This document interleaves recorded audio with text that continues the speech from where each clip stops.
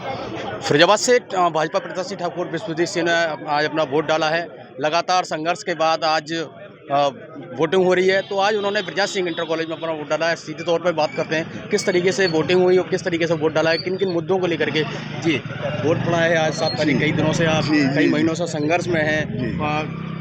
गली गली हर चौराहों पर आप जाके वोट की अपील कर रहे थे, आज आपने खुद वोट डाला परिवार के साथ। किस तरीके से, क्या किन मुद्दों पर वोट डाला है और आप क्या हम लोग दुनिया की सबसे बड़ी पार्टी के सदस्य हैं। हमारा बहुत स्पष्ट विजन है हिंदुस्तान के विकास के लिए, और माननीय मोदी जी उस विजन को बहुत अच्छे तरीके से जनता के सामने रख चुके हैं। तो हम तो उसी विजन और उसी मिशन के साथ देश की सेवा के लिए निकले हुए लोग हैं। और जहाँ तक स्थानीय बात है, तो स्थानीय मैं तो सिर्फ ये कहना चाहूँगा कि स्थानीय मुद्दा सबसे बड़ा ये है कि फिरोजाबाद के लोगों को इस बार एक ऐसा प्रत्याशी चाहिए था जो फिरोजाबाद की समस्याओं को उनके बीच में रहकर समझ सके और उनका निराकरण करा सके।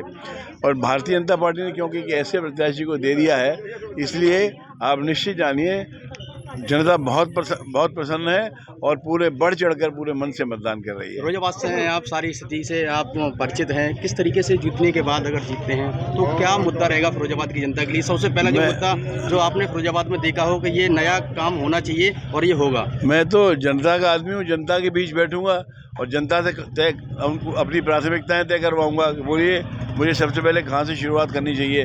मेरे भाई लोग अब मेरे साथ देखिए, डॉक्टर खड़े हैं, समाज सेवी खड़े हैं तमाम। मैं इनकी शरण में जाऊंगा, इनसे पूछूंगा कि कहाँ से मैं शुरुआत करूं और वहीं से शुरुआत होगी। टिकट फाइनल पर आपने एक बात कही थी कि मैं सुबह सुबह टहलने जाता हूं तो मेरे एक बेंच अटल वो गांधी पार्क में लगेगी, जहां से सारे काम होंगे। जी, ये मेरे सुबह के साथ डॉक्टर जगदीश मित्तल हैं, और ये सुबह मेरे साथ मतलब जो हम लोग टहलिए हैं 10-12, उनमें से ये भी एक मेंबर हैं टहल कमेटी के।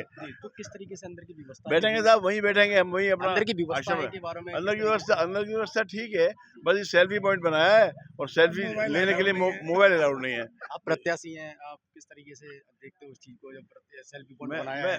मैं ये देख रहा हूँ सिर्फ कि जो सामंजस्य होना चाहिए चुनाव आयोग के बीच में और प्रशासन के बीच में, वो नहीं है। उसका थोड़ा सा अभाव लगा, बाकी सब बढ़िया है।